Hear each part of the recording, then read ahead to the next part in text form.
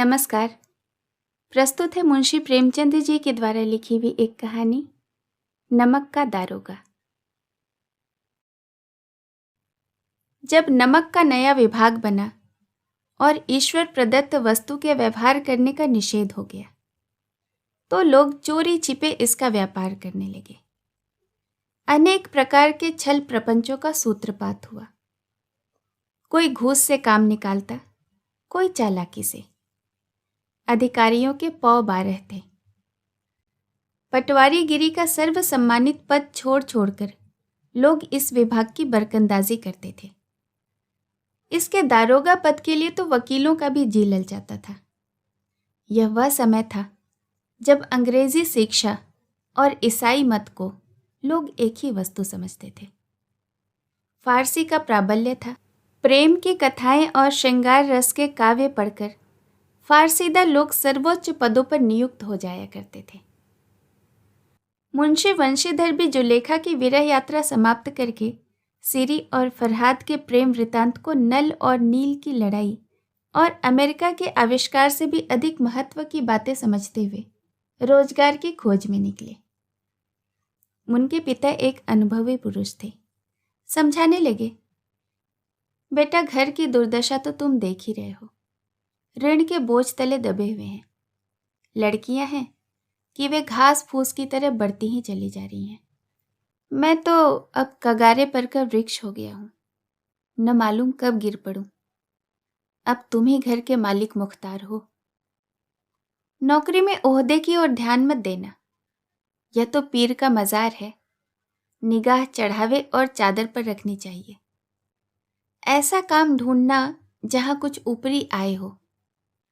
मासिक वेतन तो पूर्णमासी का चांद है जो एक दिन दिखाई देता है और घटते घटते लुप्त हो जाता है। ऊपरी आय बहता हुआ स्रोत है जिससे सदैव प्यास बुझती रहती है। वेतन तो मनुष्य देता है, इसी से उसमें वृद्धि नहीं होती। ऊपरी आमदनी ईश्वर देता है, इसी से उसकी बरकत होती है। तुम स्वयं विद्वान हो, तुम्हें क्या समझाऊं। इस विषय में विवेक की बड़ी आवश्यकता है। मनुष्य को देखो, उसकी आवश्यकता को देखो और अवसर को देखो। उसके उपरांत जो उचित समझो करो। गरज वाले आदमी के साथ कठोरता करने में लाभ ही लाभ है, लेकिन बेगरज को दांव पर लाना जरा कठिन है। इन बातों को निगाह में बांध लो। यह मेरी जन्म भर की कमाई है। इस उपदेश के बाद पिताजी ने आशीर्वाद दिया। वंशीधर आज्ञाकारी पुत्र थे। ये बातें ध्यान से सुनी और तब घर से चल खड़े हुए। इस विस्तृत संसार में उनके लिए धैर्य अपना मित्र, बुद्धि अपनी पथ प्रदर्शक और आत्मावलंबन ही अपना सहायक था। लेकिन अच्छे शकुन से चले थे। जाते ही जाते नमक विभाग के दारोगा के पद पर प्रतिष्ठित हो गए। वेतन अच्छा और ऊपरी आय का तो ठिकाना ही न था। वृद्ध मुंशी जी को सुख संवाद मिला तो फूले न समाये। महाजन कुछ नरम पड़े। कलवार की आशालता लहराई। पड़ोसियों के हृदय में शूल उठने लगे। जाड़े के दिन थे और रात का समय। नमक के सिपाही चौकीदार नशे में मस्त थे। मुंशी वंशीधर को यहाँ आए अभी 6 महीने से अधिक न हुए थे, लेकिन इस थोड़े ही समय में उन्होंने अपनी कार्यकुशलता और उत्तम आचार से अफसरों को मोहित कर लिया था। अफसर लोग उन पर बहुत विश्वास करने लगे थे। नमक के दफ्तर से 1 मील पूर्व जमुना बहती थी। उस पर नावों का एक पुल बना हुआ था। दारोगा जी किवाड़ बंद किए मीठी नींद सो रहे थे। अचानक आंख खुली तो नदी के प्रवाह की जगह गाड़ियों की गड़गड़ाहट तथा मल्लाहों का कोलाहल सुनाई दिया। उठ बैठे। इतनी रात गए गाड़ियां क्यों नदी के पार जाती हैं? अवश्य कुछ न कुछ गोलमाल है। तर्क ने भ्रम को पुष्ट किया। वर्दी पहनी, तमंचा जेब में रखा और बात की बात में घोड़ा बढ़ाए हुए पुल पर आ पहुंचे। गाड़ियों की एक लंबी कतार पुल के पार जाती देखी। डांट कर पूछा, किसकी गाड़ियां हैं? थोड़ी देर तक सन्नाटा रहा। आदमियों में कुछ कानाफूसी हुई। तब आगे वाले ने कहा, पंडित अलोपी दीन की। कौन पंडित अलोपी दीन? दातागंज के? मुंशी वंशीधर चौंके। पंडित अलोपी दीन इस इलाके के सबसे प्रतिष्ठित जमींदार थे। लाखों रुपयों का लेन देन करते थे। इधर छोटे से बड़े कौन ऐसे थे जो उनके ऋणी न हो। व्यापार भी लंबा चौड़ा था। बड़े चलते पुर्जे आदमी थे। अंग्रेज अफसर उनके इलाके में शिकार खेलने जाते और उनके मेहमान होते। 12 मास सदाव्रत चलता था। मुंशी जी ने पूछा, गाड़ियां कहाँ जाएंगी? उत्तर मिला, कानपुर। लेकिन इस प्रश्न पर कि इनमें क्या है, सन्नाटा छा गया।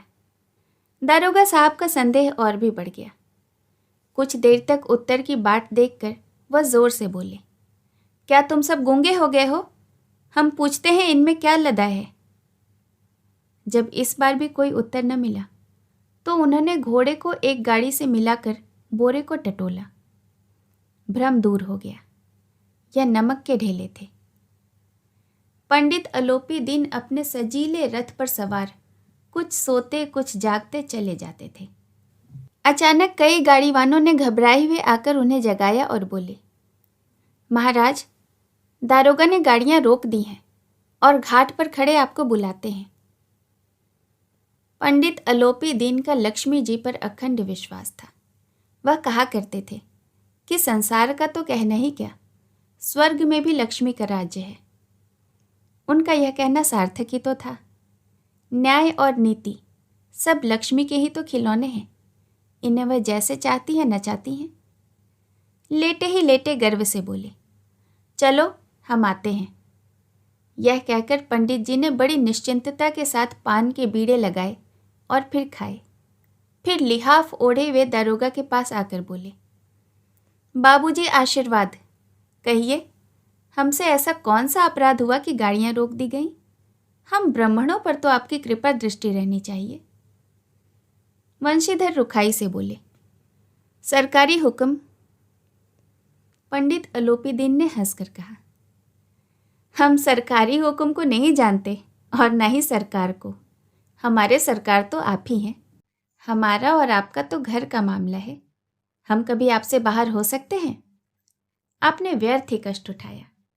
यह हो ही नहीं सकता कि हम इधर से जाएं और इस घाट के देवता को भेंट न चढ़ावें। मैं तो स्वयं आपकी सेवा में आ ही रहा था। वंशीधर पर ऐश्वर्य की मोहिनी वंशी का कुछ प्रभाव न पड़ा। ईमानदारी की नई उमंग थी। कड़क कर बोले, हम उन नमक हरामों में से नहीं हैं जो कौड़ियों पर अपना ईमान बेचते हैं। आप इस समय हिरासत में हैं।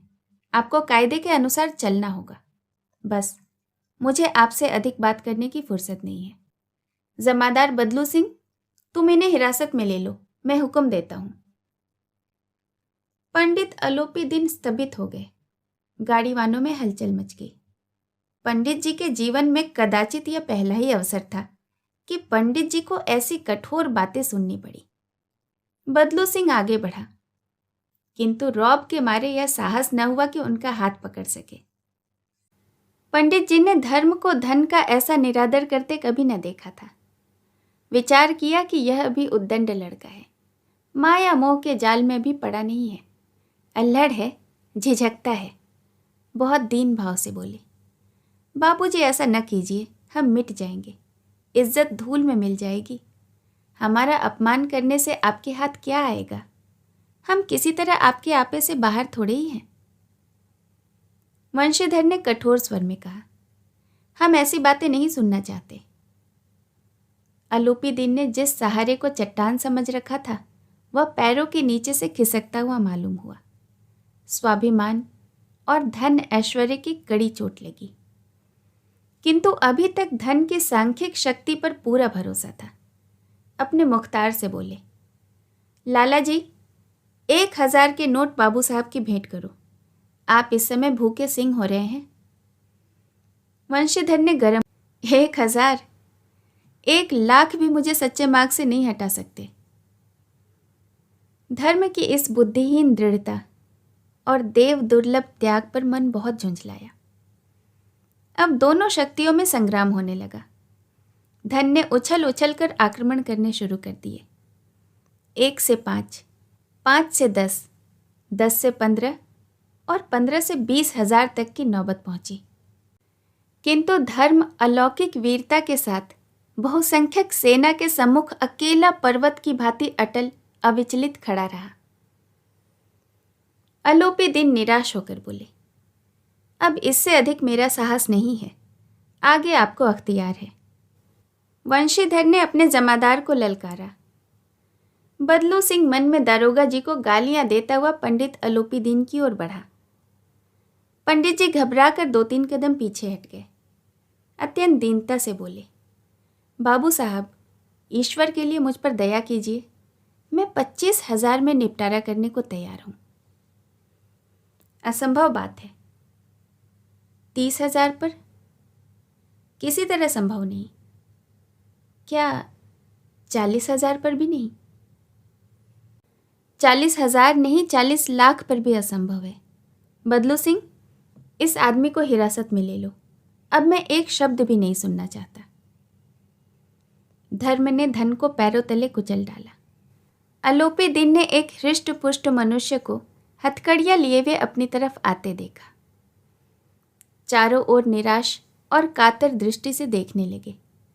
इसके बाद मूर्छित होकर गिर पड़े। दुनिया सोती थी, पर दुनिया की जीभ जागती थी। सवेरे देखिए तो बालक वृद्ध सबके मुंह से यही बात सुनाई देती थी। जिसे देखिए वही पंडित जी के इस व्यवहार पर टीका टिप्पणी कर रहा था। निंदा की बौछारें हो रही थी, मानो संसार से अब पापी का पाप कट गया हो। पानी को दूध के नाम पर बेचने वाला ग्वाला, कल्पित रोजानामचे भरने वाले अधिकारी, रेल में बिना टिकट सफर करने वाले बाबू लोग, जाली दस्तावेज बनाने वाले सेठ और सहकार, यह सब के सब देवताओं की भांति गर्दनें चला रहे थे। जब दूसरे दिन पंडित अलोपी दिन अभियुक्त होकर कांस्टेबलों के साथ हाथों में हथकड़ियां, हृदय में ग्लानि और क्षोभ भरे, लज्जा से गर्दन झुकाए हुए अदालत की तरफ चले तो सारे शहर में हलचल मच गई। मेलों में भी कदाचित आंखें इतनी व्यग्र न होती होंगी। भीड़ के मारे छत और दीवार में कोई भेद न रहा। किंतु अदालत तक पहुंचने भर की देर थी। पंडित अलोपी दिन इस अगाध वन के सिंह थे।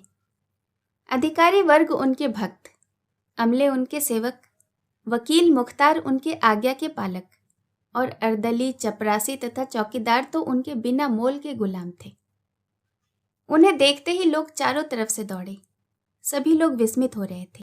इसीलिए नहीं कि अलोपी दिन ने यह कर्म किया, बल्कि इसीलिए कि वह कानून के पंजे में कैसे आए।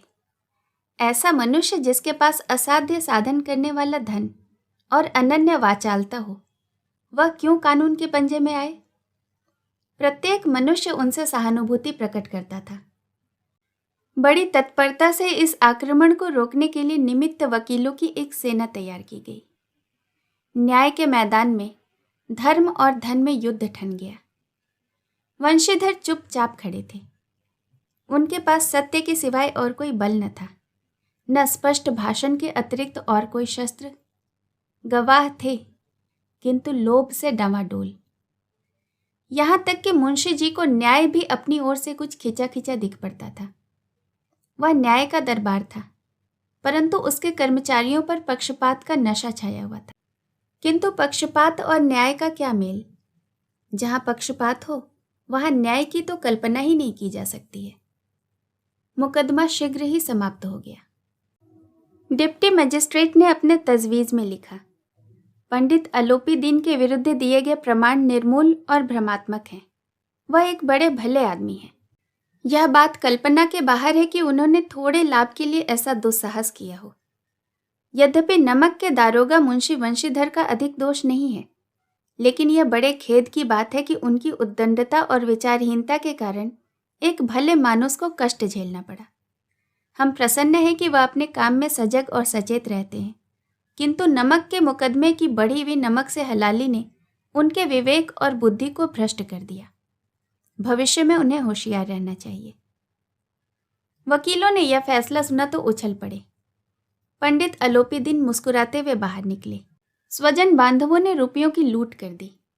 उदारता का सागर उमड़ पड़ा। उसकी लहरों ने अदालत की नींव तक हिलाकर रख दी। जब वंशीधर बाहर निकले तो चारों ओर से उनके ऊपर व्यंग्यवाणों की वर्षा होने लगी। चपरासियों ने झुक झुक कर सलाम किए, किंतु इस समय एक कटु वाक्य, एक एक संकेत उनकी गर्वाग्नि को प्रज्वलित कर रहा था। कदाचित इस मुकदमे में सफल होकर वह इस तरह अकड़ते हुए न चलते। आज उन्हें संसार का एक खेदजनक विचित्र अनुभव हुआ। न्याय और विद्वता, लंबी चौड़ी उपाधियां, बड़ी बड़ी दाढ़ियां, ढीले चोंगे, एक भी सच्चे आदर के पात्र नहीं है। वंशीधर ने धन से बैर मोल लिया था। उसका मूल्य चुकाना अनिवार्य था। कठिनता से 1 सप्ताह बीता होगा कि मुअत्तली का परवाना आ पहुंचा। कार्यपरायणता का दंड मिला। बेचारे भग्न हृदय, शोक और खेद से व्यथित घर को चले। बूढ़े मुंशी जी तो पहले से ही कुड़बुड़ा रहे थे कि चलते चलते इस लड़के को समझाया था, लेकिन इसने एक न सुनी। सब मनमानी करता है। हम तो कलवार और कसाई के तगादे से हैं, बुढ़ापे में भगत बनकर बैठे, और वहाँ बस वही सूखी तनख्वाह। हमने भी तो नौकरी की है और कोई ओहदेदार नहीं थे, लेकिन काम किया और दिल खोल कर किया। और आप ईमानदार बनने चले हैं। घर में चाहे अंधेरा हो, मस्जिद में दिया अवश्य जलाएंगे। खेद है ऐसी समझ पर। पढ़ना लिखना सब अकारत हो गया। इसके थोड़े दिनों बाद जब मुंशी वंशीधर इस दुर्व्यवस्था में घर पहुंचे और बूढ़े पिताजी ने समाचार सुना तो सिर पीट लिया। बोले, जी चाहता है तुम्हारा और अपना सिर फोड़ लूं। बहुत देर तक पछता पछता कर हाथ मलते रहे। क्रोध में कुछ कठोर बातें भी कही, और यदि वंशीधर वहां से टल न जाता तो अवश्य यह क्रोध विकराल रूप धारण करता। वृद्ध माता को भी दुख हुआ। जगन्नाथ और रामेश्वर यात्रा की कामनाएं मिट्टी में मिल गई। पत्नी ने भी कई दिनों तक सीधे मुंह बात नहीं की। इसी प्रकार 1 सप्ताह बीत गया। संध्या का समय था। बूढ़े मुंशी जी बैठे बैठे राम नाम की माला जप रहे थे। इसी समय उनके द्वार पर सजा हुआ रथ आकर रुका। हरे और गुलाबी पर्दे, पछहिए बैलों की जोड़ी, उनकी गर्दन में नीले धागे, सींग पीतल से जड़े हुए। कई नौकर लाठियां कंधों पर रखे हुए साथ थे। मुंशी जी अगवानी को दौड़े तो देखा पंडित अलोपी दीन है। झुककर दंडवत की और लल्लो चप्पो की बातें करने लगे। हमारा भाग्य उदय हुआ जो आपके चरण इस द्वार पर आए। आप हमारे पूज्य देवता हैं। आपको कौन सा मुंह दिखावें। मुंह में कालिख जो लगी हुई है, किंतु क्या करें। लड़का अभागा कपूत है, नहीं तो आपसे क्यों मुंह छिपाना पड़ता। ईश्वर निसंतान रखे पर ऐसे संतान न दे। अलोपी दीन ने कहा, नहीं भाई साहब, ऐसा न कहिए। मुंशी जी ने चकित होकर कहा, ऐसी संतान को और क्या कहूं। अलोपी दीन ने वात्सल्यपूर्ण स्वर में कहा, कुल तिलक और पुरखों की कीर्ति उज्जवल करने वाले संसार में ऐसे कितने धर्मपरायण मनुष्य हैं जो धर्म पर अपना सब कुछ अर्पण कर सके। पंडित अलोपी दीन ने वंशीधर से कहा, दारोगा जी, इसे खुशामद न समझिए। खुशामद करने के लिए मुझे इतना कष्ट उठाने की कोई ज़रूरत न थी। उस रात को आपने अपने अधिकार बल से मुझे हिरासत में लिया था, किंतु आज मैं स्वेच्छा से आपकी हिरासत में आया हूँ। मैंने हजारों रईस और अमीर देखे, हजारों उच्च पदाधिकारियों से काम पड़ा, किंतु परास्त किया तो आपने। मैंने सबको अपना और अपने धन का गुलाम बनाकर छोड़ दिया। मुझे आज्ञा दीजिए कि मैं आपसे कुछ विनय कर सकूं। वंशीधर ने अलोपी दीन को आते देखा था तो उठकर सत्कार किया, किंतु स्वाभिमान से। समझ गए कि यह महाशय मुझे लज्जित करने और जलाने आए हैं। क्षमा प्रार्थना की चेष्टा भी नहीं की, वरन उन्हें अपने पिता की ठकुरशाही की बात असहाय प्रतीत हुई। पर पंडित जी की बातें सुनी तो मन का मैल मिट गया। पंडित जी की ओर उड़ती दृष्टि से देखा, सद्भाव झलक रहा था। गर्व ने अब लज्जा के सामने सिर झुका दिया। शर्माते हुए बोले, यह तो आपकी उदारता है जो ऐसा कहते हैं। मुझसे जो कुछ अविनय हुआ उसके लिए मुझे क्षमा कीजिए। मैं धर्म की बेड़ी में जकड़ा हुआ था, नहीं तो वैसे मैं आपका दास ही हूँ। जो आज्ञा होगी वह मेरे सिर माथे पर। अलोपी दिन ने विनीत भाव से कहा, नदी के तट पर आपने मेरी प्रार्थना नहीं स्वीकार की थी, किंतु आज स्वीकार करनी पड़ेगी। वंशीधर बोले, मैं किस योग्य हूं, किंतु जो कुछ सेवा हो सकती है करूंगा, उसमें कोई त्रुटि न होगी। अलोपी दिन ने एक स्टैंप लगा हुआ पत्र निकाला और उसे वंशीधर के सामने रखकर बोले, इस पद को स्वीकार कीजिए और अपने हस्ताक्षर कर दीजिए। मैं ब्राह्मण हूं, जब तक यह सवाल पूरा न कीजिएगा द्वार से न हटूंगा। मुंशी वंशीधर ने उस कागज को पढ़ा तो कृतज्ञता से आंखों में आंसू भर आए। पंडित अलोपी दीन ने उनको अपनी सारी जायदाद का स्थायी मैनेजर नियत किया था। 6,000 वार्षिक वेतन, इसके अतिरिक्त रोजाना अलग खर्च, सवारी के लिए घोड़ा, रहने को बंगला और नौकर चाकर मुफ्त। कंपित स्वर में बोले, पंडित जी, मुझ में इतना सामर्थ्य नहीं कि आपकी उदारता की प्रशंसा कर सकूं, किंतु ऐसे उच्च पद के योग्य मैं नहीं हूं। अलोपी दिन हंसकर बोले, मुझे इस समय एक अयोग्य मनुष्य की ही जरूरत है। वंशीधर ने गंभीर भाव से कहा, यूं तो मैं आपका दास हूं। आप जैसे कीर्तिवान सज्जन पुरुष की सेवा करना मेरे लिए सौभाग्य की बात है, किंतु मुझ में न वह विद्या है, न बुद्धि, न ही वह स्वभाव जो इन त्रुटियों की पूर्ति कर देता है। ऐसे महान कार्य के लिए तो एक बड़े मर्मज्ञ और अनुभवी मनुष्य की जरूरत है। अलोपी दिन ने कलमदान से कलम निकाली और उसे वंशीधर के हाथों में देकर बोले, न मुझे विद्वता की चाह है, न अनुभव की, न मर्मज्ञता की और न ही कुशलता की। इन गुणों के महत्व को खूब पा चुका हूं। अब सौभाग्य और सुअवसर ने मुझे वह मोती दे दिया है जिसके सामने योग्यता और विद्वता की चमक फीकी पड़ जाती है। यह कलम लीजिए, अधिक सोच विचार न कीजिए, दस्तखत कर दीजिए। परमात्मा से मेरी यही प्रार्थना है कि वह आपको सदैव वही नदी के किनारे वाला बेमुरव्वत, उद्दंड, कठोर परंतु धर्मनिष्ठ दारोगा बनाए रखे। वंशीधर की आंखें डबडबा गईं। हृदय के संकुचित पात्र में इतना एहसान न समा सका। एक बार फिर पंडित जी की ओर भक्ति और श्रद्धा की दृष्टि से देखा और कांपते हुए हाथ से मैनेजरी के कागज पर हस्ताक्षर कर दिए। अलोपी दिन ने प्रफुल्लित होकर उन्हें गले लगा लिया। कहानी सुनने के लिए बहुत बहुत धन्यवाद।